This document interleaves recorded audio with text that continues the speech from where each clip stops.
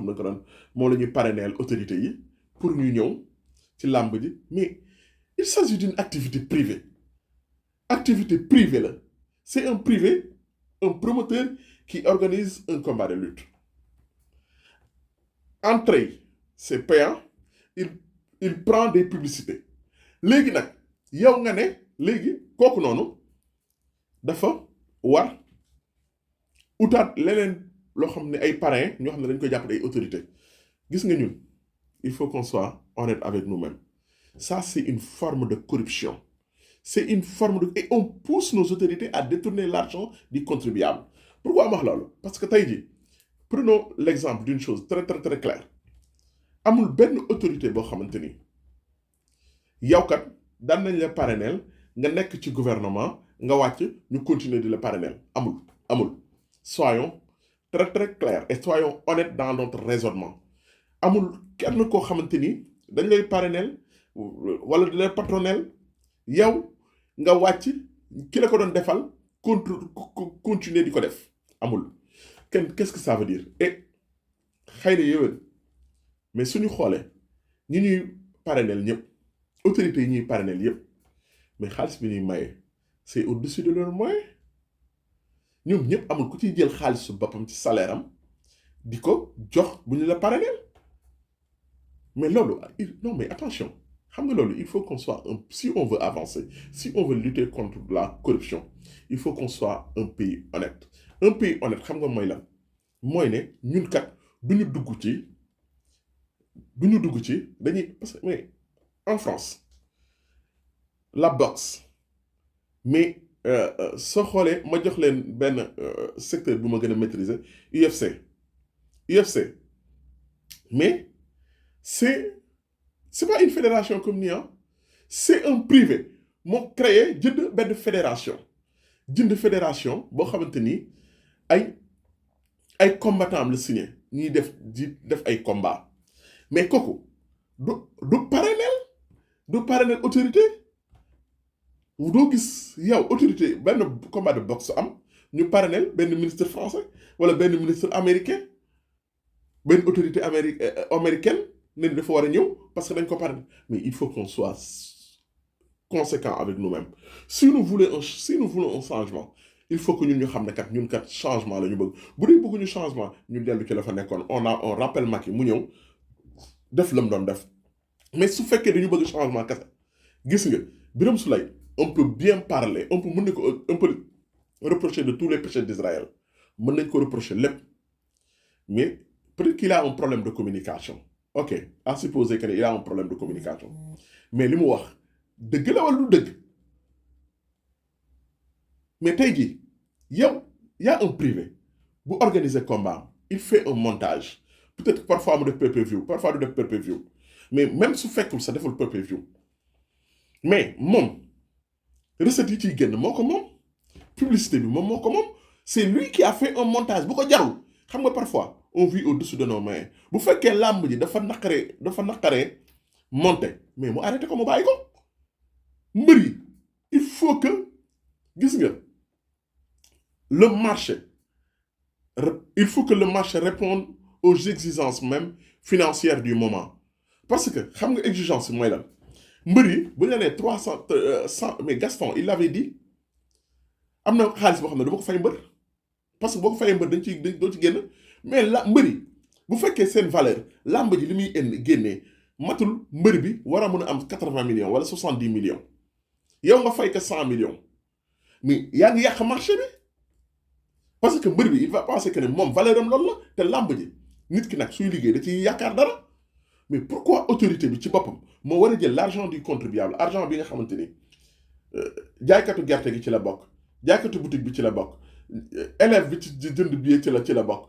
mais ñun ñëpp ci la ñu bokk ñun ñëpp dañuy prélever ñu jël xaalis boobu jël ko benn autorité boo xamante ni peut-être que tour la bëgg peut-être que day politique jël xaalis boobu dem jox ko benn autorité boo un privé bu organiser un événement privé boo xamante ni boo fay doo dugg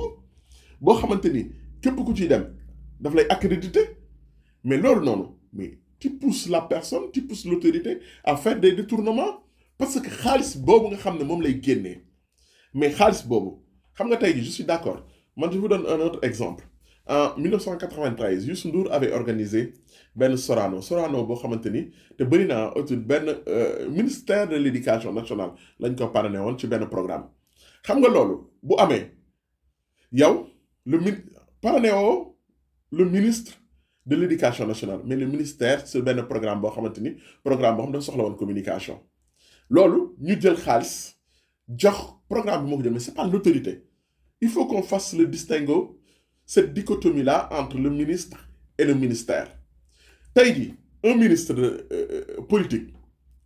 nga jël ko nga parrainé ko du ministère bi nga ko parrainé mais ministre bi nga ko parrainé ministre bi ñëw jël xaalis ba nga xamante ni xaalisu ministère bi la jël ko joxe xaalis boo xam ne xaalisu ministère bi la l'argent du contribuable ñu ñëpp ñoo ko bokk. jël benn 20 millions benn 10 millions benn 15 millions joxe ko mais attention loolu su amee mais on pousse la personne parce que est-ce qu'il va dire dans son bilan est-ce qu'il va dire que jël naa 20 millions jox ko ci làmb ji non il va dañu ne xaalis boobu am na feneen fu ñu ko jëlee xaalis boobu du xaalisu ministre bi du salaire am parce que la preuve mooy bu ñu fenante suñu biir autorité bu ci wàcc kenn dootu la parrainer. fii kenn laa fi gis autorités yi wàcc muy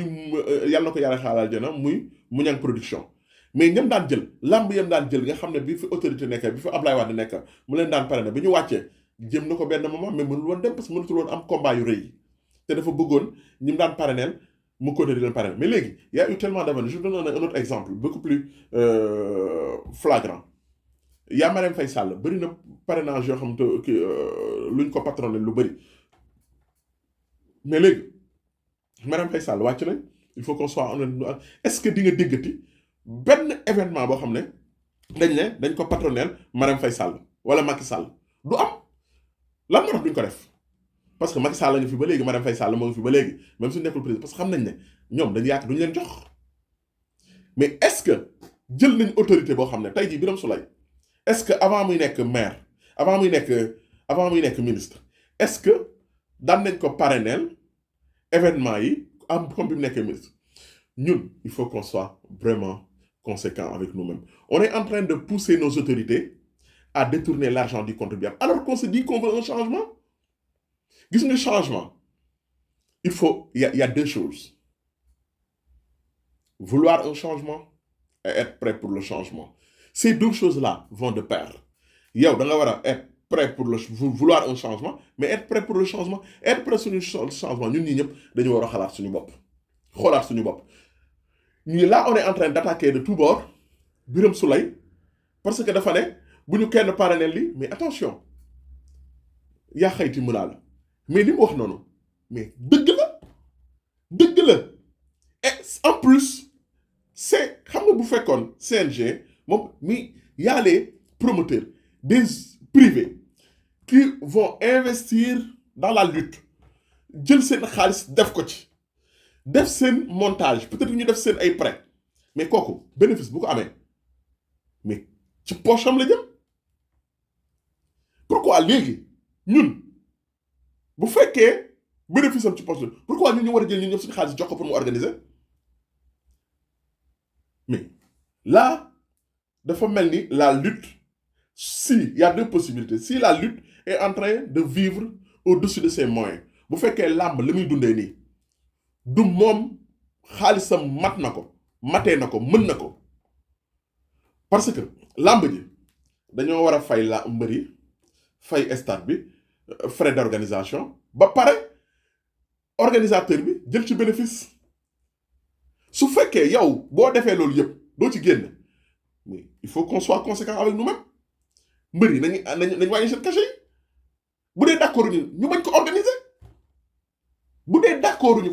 organiser on n'est pas obligé d'organiser la lutte parce que bëri moom nañu wax ne gars yi ne facteur économique la ok bëri na facteur économique yu ëpp njëriñ bëri téeméeri junni yoon yoo xam mais lii c'est des privés qui l'organisent. Ay privé la ay nit ñoo xam ni seen alalu bopp la bénéfice bu ñu ci am ci ñoom la jëm. Mais pourquoi ñu war a jël ñun xaalisu askan wi di leen ko jox? Après il y a des gens qui se permettent de défendre cette hypothèse merdique là mënul nekk man kenn gënumaa bëgg làmb ñi may seetaan te xam ma man bon nekk naa ci organisation làmb xam naa bu baax a baax comment ça marche fréquenté naa promoteur def naa événement yu bëri communication làmb mais attention gis nga su fekkee dañu bëgg ce détournement là yaxanal alalu askan wi il faut qu'on soit conséquent avec nous-mêmes mënuñu jël benn autorité parrainel ko salaire am doon benn 2 millions 500 benn 3 millions moom mu jël benn 20 millions benn 30 millions jël ko jox ko organisateur lamb ji wala benn 15 millions ñëpp xam nañ ne su dee loolu mais c'est pas son argent propre c'est pas son argent personnel qu'est-ce qu'il fait il détourne les deniers publics pour pouvoir servir une base politique te ñun tamit population il faut que ñun ñu pare bu ñu parewul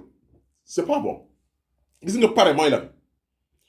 autorités yi buñ leen teg loo xamante ni on les pousse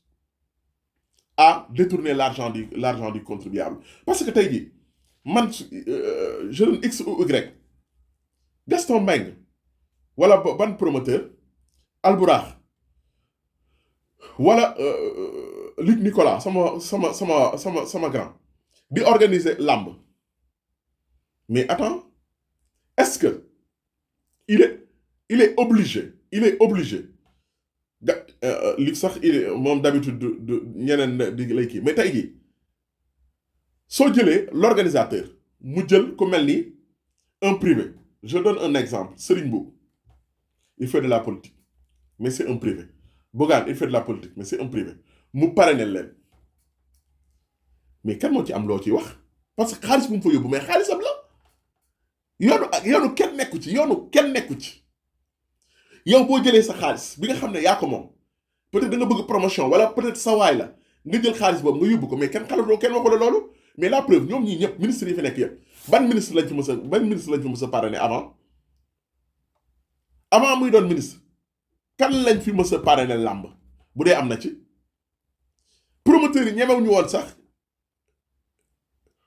Ousmane Sonko bi fi nekkee nekk opposant amul promoteur bu jël am fitu parrainel ko boole ko ci parrain wu làmb mais léegi il est arrivé au pouvoir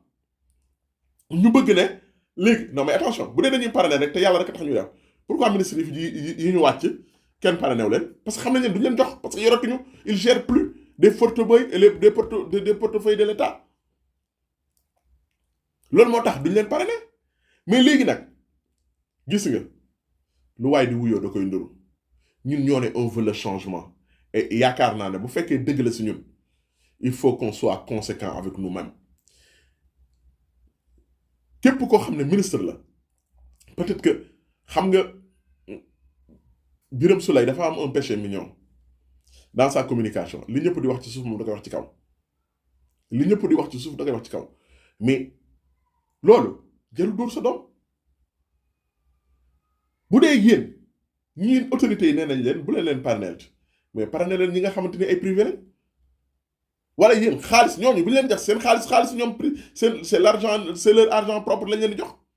mais pourquoi ngeen bëgg jël autorités yi nga xam ne ay portefeuille leen mosoo leen parrainer mais wala ngeen parrainer ñi nga xamante ni wàcce nañ pourquoi doo leen parrainer parce que gérer tuñu ko l'argent du contribuable léegi nag il faut que ñun suñu wàllu bopp ñu am suñu fullay bopp fulla joo xamante ni gis nga faut pas juste critiquer pour critiquer c'est de nouvelles autorités on a tous le droit de les critiquer on a le droit ça c'est ça la démocratie mais gis nga ñun ñoo woote ne dañu on veut un changement ñun ñoo woote ne li woon ni na ñun ñoo woote ne la fi daan am dootuñu ko seetaanal parce que gis nga si on laisse la porte ouverte mooy lan on laisse des ministres ñoom parce que loolu Sénégal rek la am Sénégal kese man da gisuma ci beneen dëkk kan moo gis benn publicité un événement d'un privé ñu jël des ministres des autorités parrainel leen ko man je suis d'accord football parfois il peut arriver à ce que ne benn journée football journée boo xam ne dañ ko dédié pour une cause noble parfois UNICEF est-ce qu'il y a parfois pour les discriminations raciales mais loolu c'est des causes nobles parrainage la mais léegi da ngay jël benn autorité boo xam ne yow mosoo ko parrainé ñu fal ko rek nga jël ko parrainé nga bëgg moom mu jël xaalis bi muy gérer 10 millions 20 millions gis nga ñun ay ñoom ñaaxarañ ay ñoom ketchup ñun ñoo ne loolu on ne veut plus de ça dañuy wax ne bëggatuñu toog muy dox c'est une philosophie c'est une philosophie man loo xamante ni c'est juste un slogan mooy maanaam des gens yoo xamante ni juste de ragg ginnaawu autorité tax na li ñuy am ñu ko ci am xaalis bu bëri mais une société normale waru demee noonu man xam nga li ñuy wax noonu ci toog muy dox tey jii man je suis d'accord un snapper il fait de la communication man loolu sax en fait dinañu am leen numéro boo xam ne ci la ñuy wax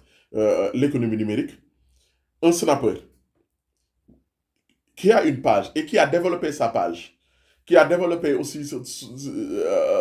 sa plateforme dem ba à un certain moment mu am nombre de followers boo xamante ni nit ñi soxla nañ politicien am soxla na ko mu fay ko mu ñëw communiquer loolu c'est une chose très très noble te lu normal la mais xam nga lan ni ñu koy defee moo ñaaw parfois da nga leen di gis au lieu de se limiter à la communication da ngay gis ñuy wax loo xamante ni di jéem a pervertir xale yi mais ci ay wax yoo xamante ni ay dara lu dul lan ñëw leen ngeen maa ngi wax ci kii bi ñëw leen ngeen dunguru pour mën a am li ngeen di am li war a tax loolu lan moo war a tax loolu warul nekk une société gis nga quand on veut le changement on se donne les moyens de ce changement là si on n'est pas prêt à faire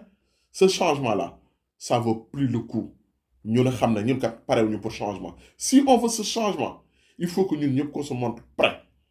on doit se montrer prêt que ne ñun kat on veut ce changement là loolu rek moo ci nekk mais mënoo ne yow bon tu veux un changement ba pare nga ne yow tu te donnes pas les moyens de ce changement là gis nga je suis d'accord à 1000%. Birame Souleye peut-être que li muy wax il l'a dit parce que c'est quelqu'un boo xamante ni peut-être il ne mâche pas ses mots il l'a dit d'une manière très très crue mu wax ko mais dëgg la joo xamante ni je pense pas que suñu waxantewul suñu naafequl rek xam nañ ne li mu wax dëgg la faut pas essayer de jouer l'équilibriste fumiste